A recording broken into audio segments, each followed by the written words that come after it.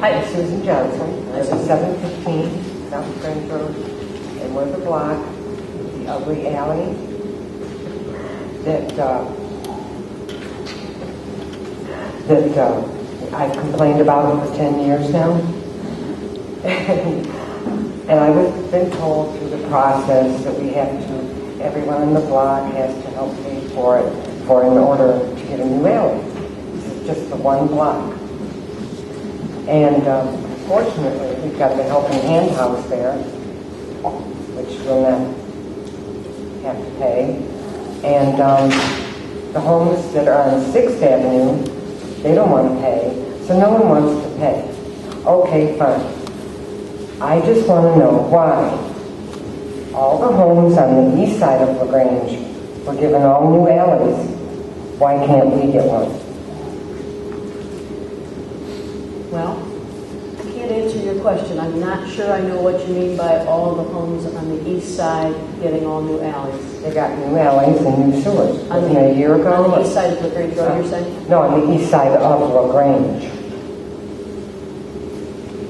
I'm going to turn this over to George Manager because I'm at a loss to answer your question, honestly. As far as those alleys are concerned, they didn't receive new alleys a year ago. Well, when was it then? It had to have been... Probably in the middle of the 1980s. And that was, in the 80s? And those were reconstructed with concrete with community development block grant funds because of the neighborhood was eligible for those type of improvements. We aggressively look at grants and other type of federal and state funding for capital projects within the village, we haven't found anything that would apply in this particular case. Okay. Kind of was not what I was told from residents who live there.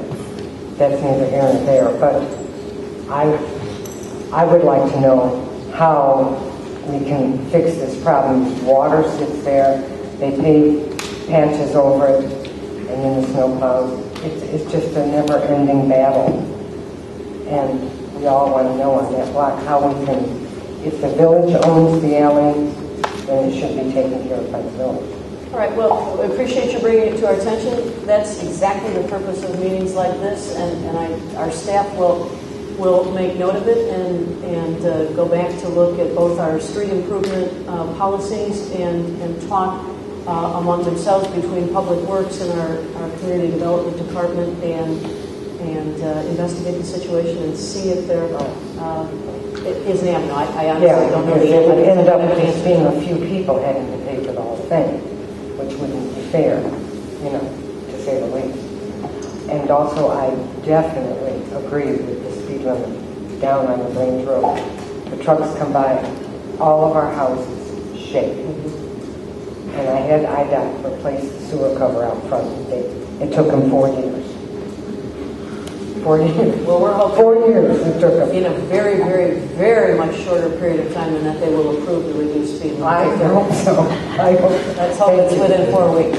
Thank you. I'm going to go back to Mr. Brzezowski's question about the sewer system and flooding issues, and obviously we can.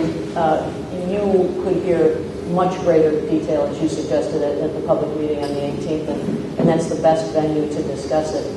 A couple of things that you said, though. Most importantly, why are you the last ones to be studied?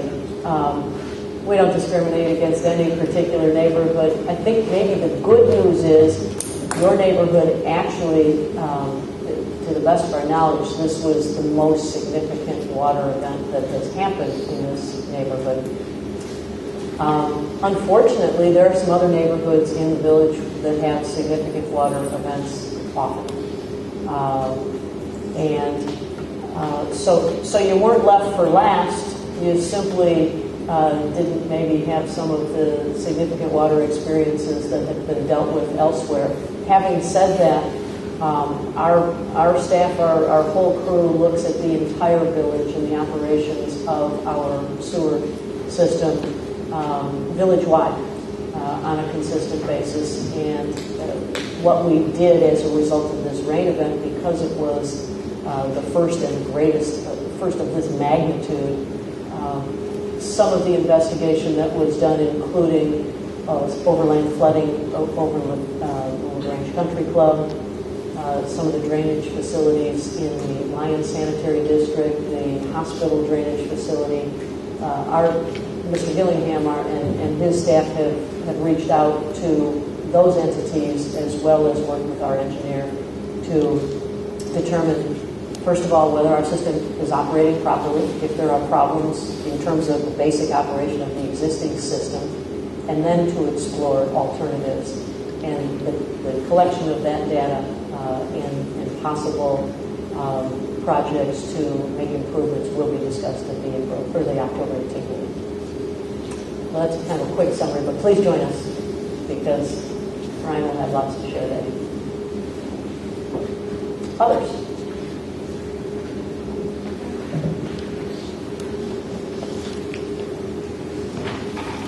My name is Lynn Jones and I live in Edgewood. I'm curious about what's happening in Gordon Park. I see that there's another legal go-round coming next Tuesday. I'd like to hear your update on what to expect. Thank you, Ms. Jones. I can't give you all of the details because I'm not as familiar with them. As you may or may not be aware, the Park District of LaGrange and the Village are two separate municipal entities.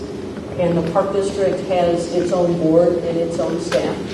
We do communicate regularly and partner together on many ventures, but I am not personally, nor is the board, privy to the status of the trial and the motions related to it. The litigation continues, unfortunately. I think we're all hoping that it will come to an end with some result so that we can all move forward together as a community and look forward to an improved space that all of us will benefit from. The YMCA is down. That's positive from the village side. We worked hard to work with the YMCA to bring that building down. It was in deleterious condition and an attractive nuisance and something that concerned us greatly. As I understand it, the Y is ahead of schedule and a little bit, and they are working hard on the grading and drainage aspects, and we will continue to work with them toward an improvement of that area as open space, at least for the time being, until such time as they decide what they'd like to do with their property. But we continue to work with them so that it will be pleasing from an appearance standpoint and profitable for them and village residents on a go-forward basis as the economy recovers. And then I invite you to obviously attend a Park District Board meeting or reach out to any of the elected officials on the Park District or the Park District staff, Executive Director Dean Vicious, who can provide you greater information than I.